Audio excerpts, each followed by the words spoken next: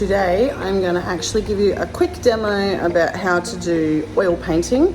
If you would like to do your painting in oils, you need to be inducted first, so certainly come and speak to me and we can run you through it. But I'd like you to also just watch this little video so you can get an idea of how oils work, because they are a little bit different to acrylics and you'll either hate them or you'll love them. Okay, it depends on how messy an artist you are. So first of all, there is something really important you need to know about oils. This stuff is permanent. It does not come off your clothes if you get it on your clothes. It is an oil-based substance, so this paint is very hard to get off. For one, it stinks and you can't clean it with water. In fact, if you try and clean any of this stuff with water, it just gets worse. So you absolutely need to be a clean painter before you consider using oils. Now, those of you who are really clean painters also would not like to get paint on their hands. A lot of these are quite mangulated, and because they are made out of like a aluminium based material, sometimes there are little cracks in them and sometimes there is paint leaking out, which freaks clean people out. So I do have gloves available if you would prefer to use gloves for this. Okay, so what you will need straight up is you need to prepare your area before you actually start with oils. You will need your oil paints, okay? You will need a palette. Now, some people prefer to use a hard palette. Just know that it's not going to come off whatever you use. So whether you use a dish or whether you use one of the yellow lids, it's permanently staying on there. So after each painting session, you just leave that dry, put it up on a shelf or somewhere where no one's going to touch it, let it dry. Probably an easier way though is to employ my magazine method. Use 2 pages of a magazine as a palette, or I have wax rip-off sheets of palette.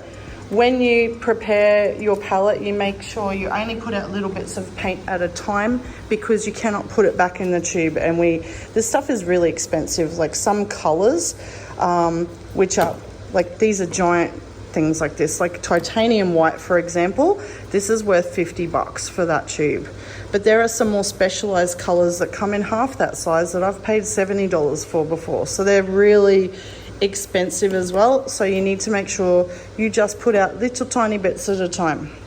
Okay, next thing you need to set up your area. Make sure you have your reference photo ready. I've got 2 surfaces I'm preparing at the moment. So yeah, of course you do it on canvas, but you can also paint on paper for a mock-up. So I'm going to do work on this surface, and when this black acrylic paint dries, I'll use this as well. Ideally, I should have used gesso undercover, under primer. You can get black gesso, but I just wanted to hurry up and dry so that you can actually see what you can do on a black surface as well, because sometimes it's nicer to do that. All right, cleaning. You need to make sure you've got all this stuff ready before you start. So you'll need your brushes, obviously. Give yourself a little range of brushes. Just be aware, if you leave them covered in paint sitting out, they're going to start drying and they will be completely hardened up and trashed and need to go in the bin. So you need to keep these super clean. When you're not using them, put them in to the terps, which I'll talk about in a moment. Keep them as clean as you can, guys, basically. Okay, you'll need some palette knives. We've got an assortment of different sizes. Some of them are a little bit dirty. Again, this is probably from oils. Oh dear, that wasn't cleaned yesterday. Do not do that, guys. Is that oil? That's definitely oils. So now I need to use turpentine to clean my hands. All right, so this is an example of what not to do. Because, you know, if we see stuff like this, we're suddenly going to be like, oh crap, we need to go wash it under the tap. But I can't. So just give me a sec. I need to turn this off now and clean.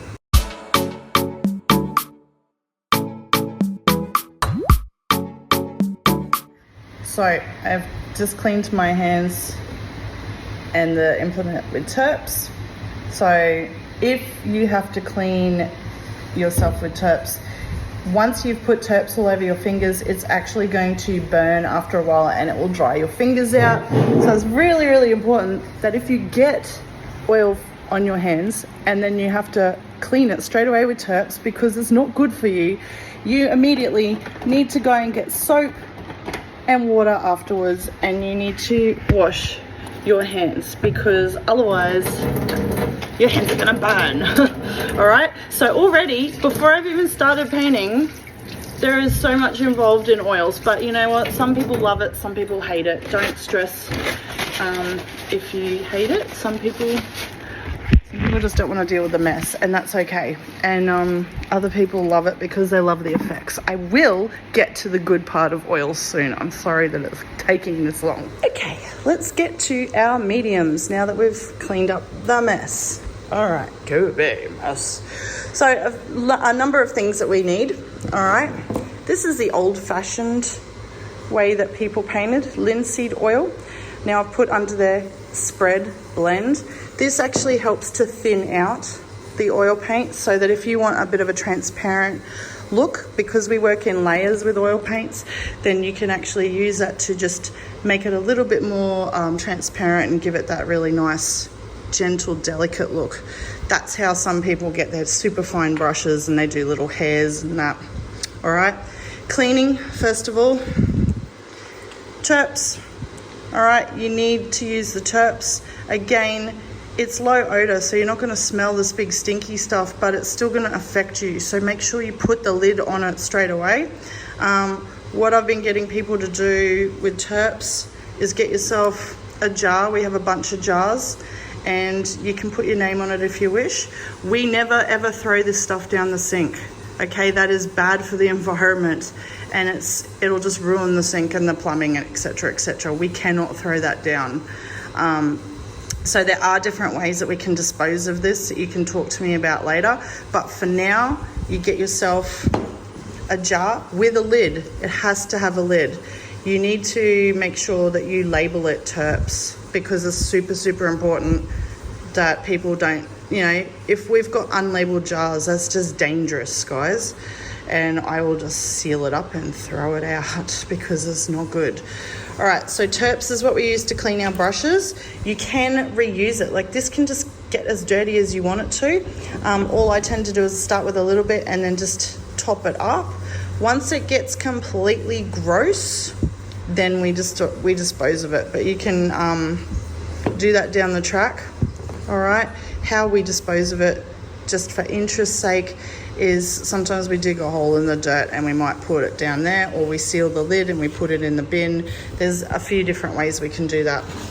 Okay, right, mediums. We have a few different mediums that you guys can actually work with as well if you wish. So first of all, we have liquol. This is like your last layer that you would put on a oil painting, and it basically gives it a nice gloss glaze. It's almost like mixing varnish into your paint. It kind of thins it out as well, so you want to be careful with that. We also have medium number 3 medium. All right, and again, it does a similar thing to the linseed oil. This is almost like the new version of what the old-fashioned stuff is. Okay, it thins it out. You know, if you read the side here, always read the side if you're not sure. Mix with oil paint, a general painting medium and leveling agent. Thicker, oilier and slower drying can be used as a final medium in the fat over lean painting sequence. Do not swallow. All this stuff in oil paints is poisonous. Not poison. Oil paints themselves poison. So you need to be really on guard, guys. So this sort of stuff you'd use right at the end again if you wanted to thin out and have really delicate layers at the end. When they talk about fat over lean, some of these colors don't go well underneath other colors. So if you are someone that really enjoys the oil painting, it's good for you to probably get on the internet, learn a little bit more about it.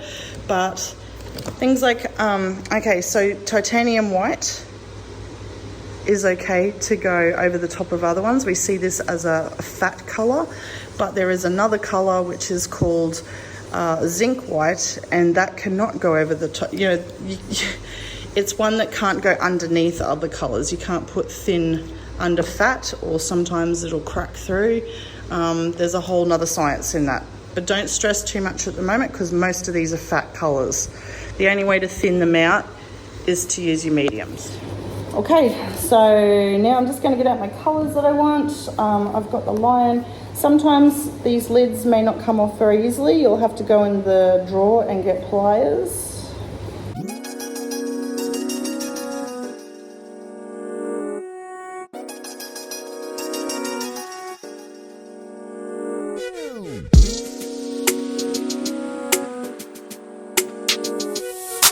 So as you're seeing, it's taken me like a good 10 minutes now. Sometimes it takes longer to set up, your oil paints than it does to actually do the painting.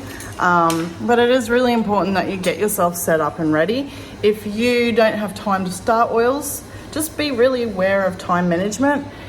You can potentially talk to your teacher and set it up ready for next lesson and just tuck it away somewhere.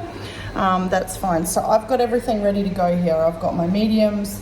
I've got my terps topped up a little bit. I've left my lid loose but on because I want to use it. Linseed oil I'll do the same with. I've got the colours that I want to use for my lion's eye. I've had to break that down and have a really good look. If you need to stop and get other colours, that's what it is. But now what you're going to do is start by getting a regular lead pencil and sketch up your surface. Whether it's on canvas or paper, always sketch it up first. Always make sure you have your reference photo right with you.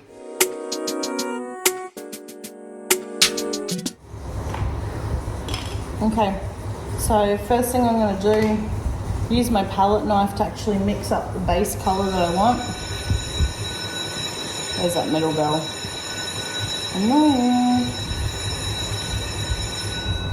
so I'm going to actually start with the middle part of the eye. You always want to start there if you're doing something like this. And I'm not just going to start right in the middle. I'm going to start on this little section here, which is the highlight, same as I've been doing with all my other painting examples recently. If you are doing an eye and you've got that shine that actually shows a mini landscape, you need to address it first. So look at this example. That shine in there is a mini landscape in its own right. So we need to start there because then we can work around it. But this is one of the beautiful things about oil paint, is it's very forgiving.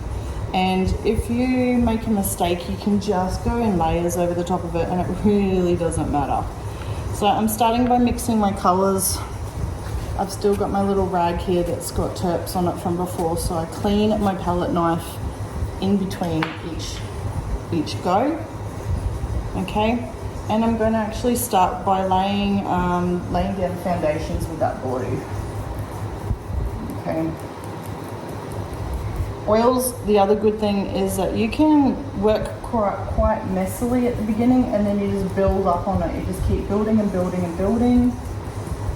Any tutorials that you watch on the internet, you'll actually see that they do that. They start off, we call it very painterly, and then it gradually just gets more and more refined as you go. And that's partly also because the oil paint itself takes a really long time to dry, so you can keep moving it around a lot because it takes a long time to dry. That is the beauty of that. So that's my first little bit of lay down. When you're applying the paint, you want to try and work in a little crisscross sort of motion. And again, you can really do some beautiful blending when it comes to oils. So I'm going to play around until I'm happy with this blue. And anytime that I want to loosen it up and make it just a little bit more free flowing, I'm going to add a little bit of linseed oil onto my brush just to help that blue just sort of move a little bit more. Just see how it just makes it spread way easier.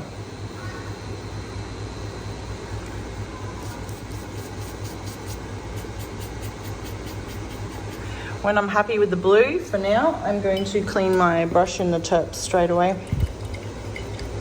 and then I'll use my paper towel just to clean it off. Okay, and then I've pre-mixed some of my orange. I'm going to go straight onto my orange. I'm going to try and be really careful at this point though, again, because oils take so long to dry. I need to be super aware that I don't want to mix this orange into the blue as I go. So I need to just be quite careful with that, because I don't want to dirty up the blue area because that has to stay pristine. So I can't emphasize this enough, guys. It doesn't matter what you're working with, whether you're working with acrylic, whether you're just doing a lead pencil drawing, whether you're doing oils, you must have your reference picture close all the time. It is so important to keep referring back and forth to that. Otherwise, you know, you're just drawing what you think you see. So I want you to notice as well, before I was doing little crisscross motions, why do you think I'm doing these motions now, these elliptical motions that go straight out from the pupil? Okay, and the answer is, have a look at the direction of the marks that are on my reference picture. They actually do gravitate out from the center of the eye. So I adjust my mark making to cater for that. All right, it's a little bit thin now. All right, so I'm gonna put my phone down now and just work a little bit more closely with getting some of this color and stuff down. And then I'll come back.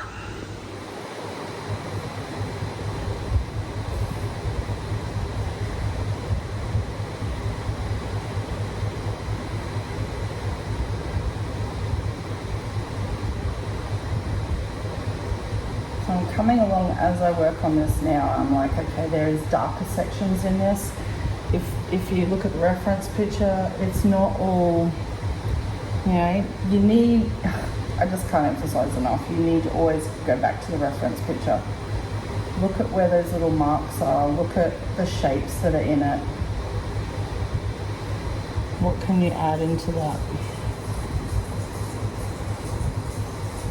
I'll show you a close-up at the moment. You don't need to worry about the pupil yet. Just go straight over the top of the pupil, because at the moment it's just about getting that color really nice.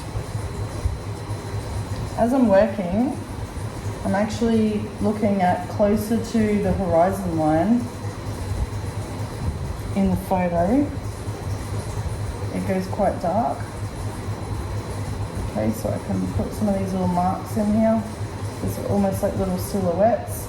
And also I've got the shadow of the eyelid going down over the top of everything. So I can come along and I can put that in, and there's a really, using the oils just straight out of the tube, they're quite thick.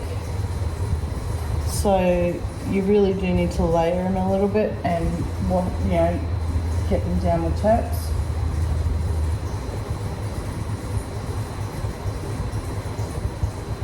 You'll know which ones are fat colours and which ones are lean colours, because if you look at this yellow, and I'll show you up close in a minute, this yellow, as I apply the yellow, even straight out of the tube, it's you can see my pencil marks through it. So that's an example of a thin colour or a lean colour.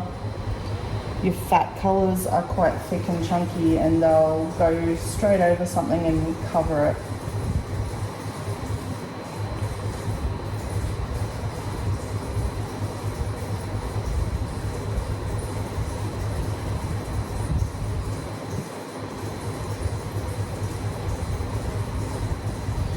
Okay, so I'm now following the edge of the eye, but I still want to get those little directional things in there. And then I'm coming back and I'm blending the brown. Notice now I'm not cleaning my brush in between each color, and that's okay, because I want all these colors to sort of blend into each other. These are all colors that are meant to be in this section. The Skye section is its own section, and I want it to stay clean. The dirty ruddy yellow of the rest of the eye, it's okay if some of that gets messed up with each other. So in a moment, I'll show you my palette. Actually, I'll show you my palette right now. You know, I'm happy to sort of be blending and dirtying black and red ochre and this brown and this orange. I'm sort of blending them as I go. And then in some cases, I'm actually mixing on the eye itself. I'm trying to still keep that directional stuff in. I am always referring back to the eye as much as I can. You know, super, super important to try and get that as accurate as I can. All right, and now what I'll do is I'll come back here. I've got this nice dark brown happening. There's that whole section of the eye, which is in a dark hooded shadow, and it's like a dark brown. So I'm gonna start applying that now as well, where it's hooded over. And it kind of has a bit of an obscure fuzzy edge where it goes into the blue because, you know, it's just not as sharp.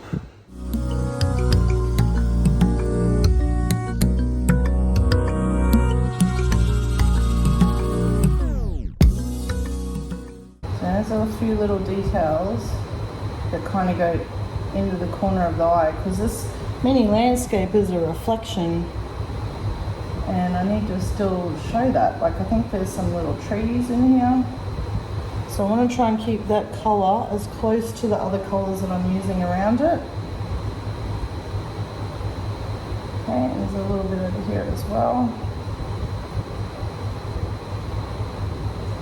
And then I'm actually going to be adding in my eyelashes as I go too. So for that, I'm going to just get a smaller brush. My other brush is in the terps, so it doesn't get wrecked. And yeah, I'm thinking they're eyelash shadows, but I'm not quite sure. So I don't want to do the wrong thing by drawing what I think eyelashes should look like. So at this point, I'll just look at what I'm actually seeing there and just try and roughly draw it in. Now these eyelashes, if that's what they are, they're actually going in a bit of a pattern as well. So they look like they go in. So on the sides, they sort of angle in towards the center of the eye, and then in the middle, just sort of has this little section where it's straight down. At all sections of the eye, it looks like it's pointing into the center of the eye, basically. So I need to try and replicate that. And then there's these longer ones on the side, and maybe that's not eyelashes, maybe that's a bit of trees or something in the reflection. We just don't know. So we're not going to try and guess what it is. We're just going to draw what we're seeing there, not what we think we see. All right, at this point, let me get you closer. At this point, it doesn't look too good. It's still a little bit messy. All right, but you are seeing something starting to come there. Actually, what I'm seeing right now is that my horizon line is, my little mini landscape's too big. So I actually need to make it, like, modify it a little bit by bringing some of this up a tad. So I'll just look at what my image below has and just sort of adjust it. Bearing in mind that once I put the pupil in, it's going to make a world of difference as well. And I'm about to do the pupil. Okay, but again, coming down in here, I still want to have that really obvious, those really obvious marks. So have a close look at the marks on the photo. Like, we want to have those really obvious little sections in here now.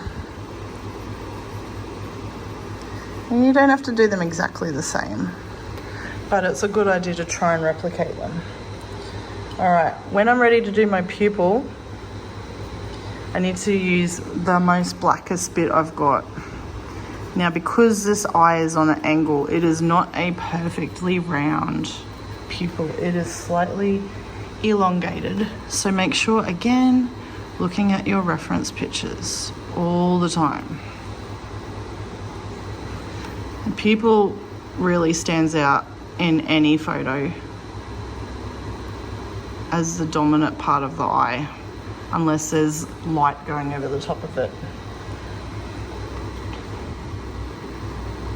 So you just need to make sure that is perfectly round. If you stuff it up and make it a bit wobbly, just make the whole thing a bit bigger. The other thing that's very important about eyes is that the pupil is never off to the side unless the eye is on a funny angle. So you need to try and center the pupil just right. Some people can just do it naturally, other people struggle a little bit. So there we have a little bit of it now. I'm going to go ahead and start doing the outside, which is going to start really bringing it together. And then as I go, I can start doing little touch-ups. Like, I mean, my landscape that's within this is still a lot bigger than the original photo. And that's okay. Maybe I'm going to go with that and keep it like that. But, you know, I might change it later too. The outside of this eye is super, super dark. So I'm just going to go black straight away because titanium white is beautiful fat colour that's going to go over the top later on beautifully. So I'm not going to worry about leaving those sections and those highlights. I'm just going to bring those highlights in later. And this is where a lot of people go, oh my gosh, I love oils, because you can work light over dark and it comes up really nicely. The reason I guess I prepared the black above is because sometimes it is nicer with lions and tigers and some of these big cats. A lot of animals actually that you find in the wilds of Africa, etc., or Asia, like wild animals, they actually have black skin under all that fur. And if you start on a black surface, it's a lot easier for you to put some really lovely lighter coloured fur over the top. It just makes it so much easier later.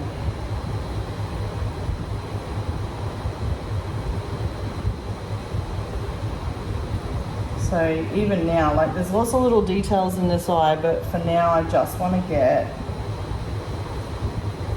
all the dark down, and then I can come back and put the details in.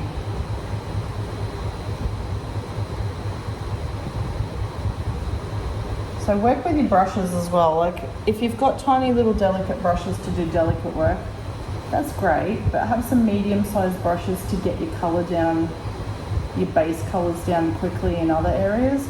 I'm using like a medium sort of flat square-ended brush at the moment, just to help me get this basic stuff down.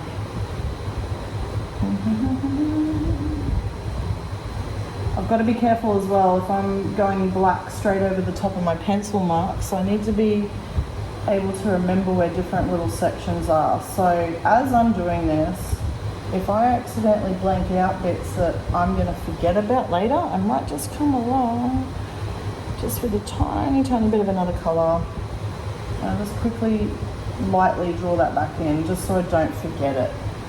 Okay, like little lines like here, and then I can come back in later and flesh that out a little bit more. Okay, I'm going to let the black fur blend in with the hood of the eye, just to give it that real defined look. And you might notice I'm getting a bit scruffy towards the top because this is the lay of the fur. I like to balance out my brush strokes at this point. So landscape, usually you go crisscross with your brush strokes. The eye, I followed it from the center because that is the shape it's going.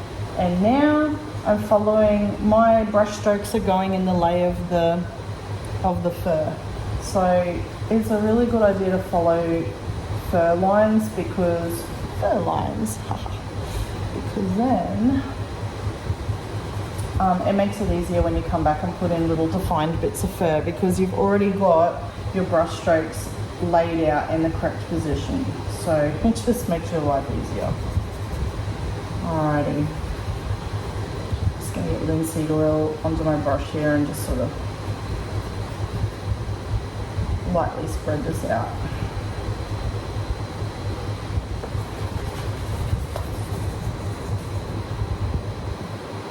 I'm just using it, I guess I'm just using a little bit of the black that's already on my brush and just defining some little sections for later. Okay, let me show you close. Now I've done that, I want to start defining some of these little areas around the corner of the eye. You can see they're all wet. A lot of people would automatically go for the pink here first, but I want you to be aware that you've got little shiny bits of grey / blue in there too, so you can definitely put those in as you go. So again, super important, cannot stress this enough right now. I'm using my really red brown with white, titanium white, to actually get my pink color. If you need to, you can go get a different red if you want something a little bit more pink. But I like to go with these sort of browny pinks because it's a natural color. Okay, and I'm really focused on the little mark making now. I've got my smallest brush and I'm focusing on the mark making that is similar to what I can see in the photo. Okay, there's little dots around the surface as well, so I'm going to put them in. And this is where you can really just take your time. You can do layering. See how it looks quite nice putting those pink dots over where I just laid down some really washed out colour before. Okay, now I'm just going to terps clean off that brush. Again, use my paper towel. Pick up a little bit of this blue. You know, I'm not worried about my palette getting all messy with oils. And honestly, if you're not going to throw it out, like, you can just let it dry and then go over the top of it later, because it all just dries. And the beauty of oils is if you let it just sit out and dry, it takes a week to dry, and chances are you could just come back tomorrow and just keep working on it. Okay, so now I've got to get these little detail bits. A little bit hard doing this while I'm holding a phone.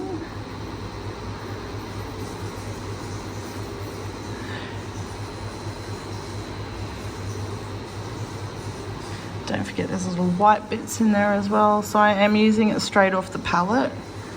But if I wanted it to be a bit more subtle, I could for sure just add a little bit of linseed oil.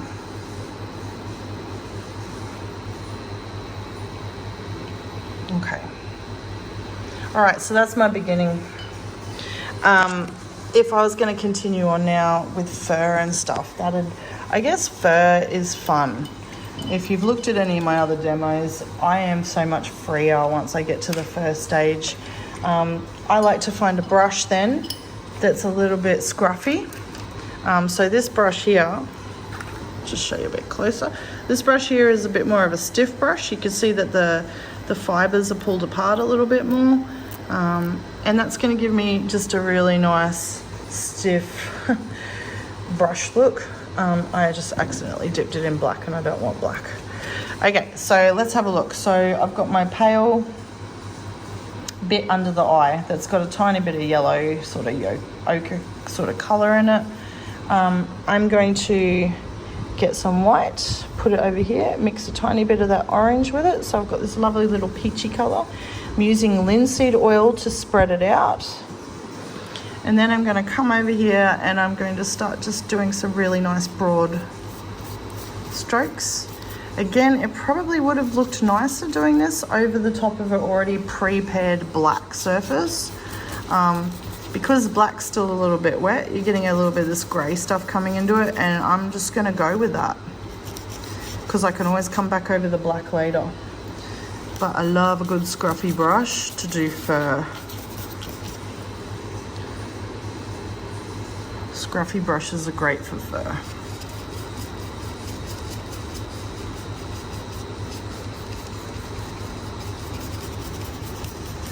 All right, so this line's got this lovely white patch under its eye, and then it starts going into that beautiful tan color that we know on a lion.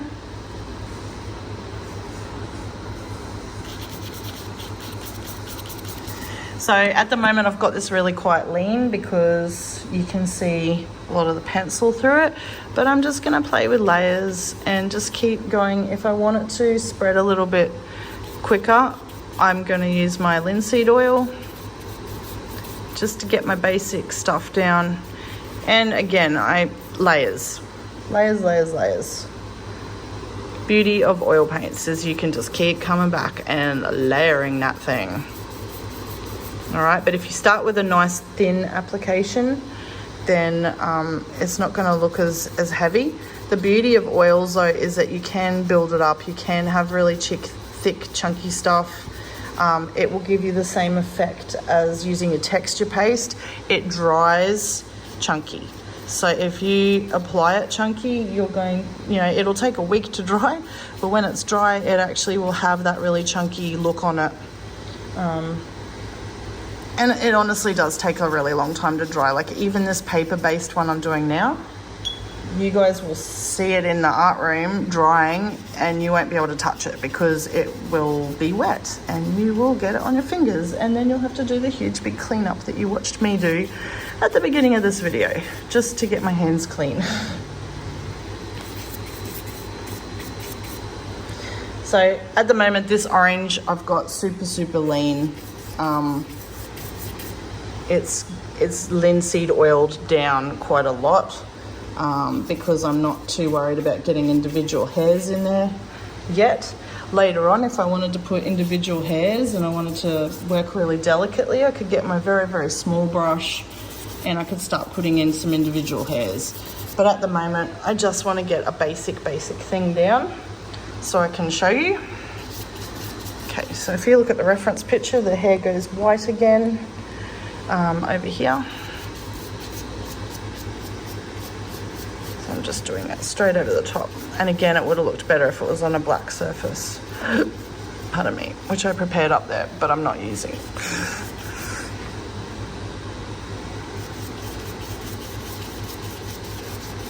And like I was telling you earlier with the whole, a lot of people start a bit rough and then, and painterly, we call it, and then they come back and do their details.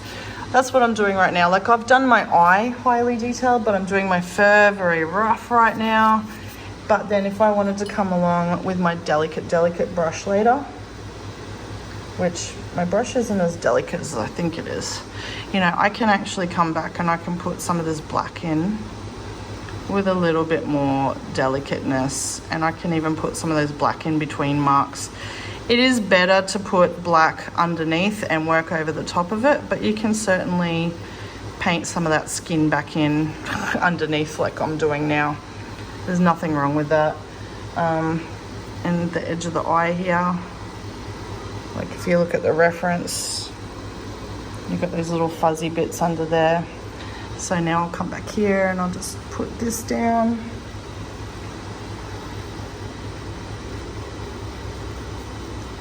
You can choose any animal eye to have a go at doing this with, but the biggest thing is to make sure you have your reference picture super close to you so you can actually refer to it all the time. Really important to do that. If you don't do that, you'll be a bit stuck.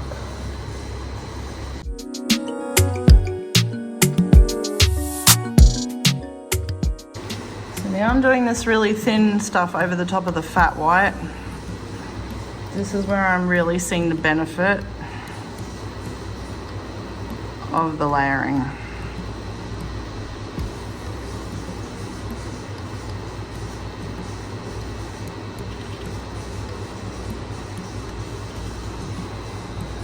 Alrighty. And of course, no artwork is complete without a signature. Always sign your work. Okay, so now I've made my big mess and I've waited right until the last minute when the bell's about to go to clean up. This is where again, time management, guys, is super important. Make sure your lids are properly on everything. Make sure all these poison things, not my water bottle, make sure all these mediums and the linseed oil and the terps, they all belong, okay, in the flammable liquids cupboard. It is very important that is in that safety cupboard, okay? If you don't do that, I'm gonna get really cranky at you. All right, again, you can either leave this to dry or you can simply fold it up with your messed up stuff. Terps brushes, give them a really good going through with the terps. Most of the time they're pretty good to just dab off with a paper towel then, and they're pretty happy. But some people like to also go and take them to the sink afterwards and wash them with soap.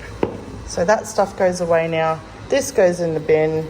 Put your painting where no one's going to touch it, because it's really super wet and it will be wet for a few days, and you don't want anyone to smear their fingers through it. All right, guys, so thank you for watching. Again, if you are interested in doing some oil painting, please just come and let me know. Otherwise, I'm hoping this video helped you guys out a little bit, giving you some ideas for setup, cleanup. I'm sure I know already, there is so much more to oil paints than I've just given you. There is so many artists out there that have been studying it for way more years than me, and they're way more professional. If you like it, definitely give yourself that time to get on the internet, get on YouTube and watch more videos on it and learn more about it, so that soon you'll be more of an expert than I am. This is just a brief overview, okay? Just to help you get yourself set up so that you can do some student level oil painting, introduction style. All right, okay, have fun, guys. Bye.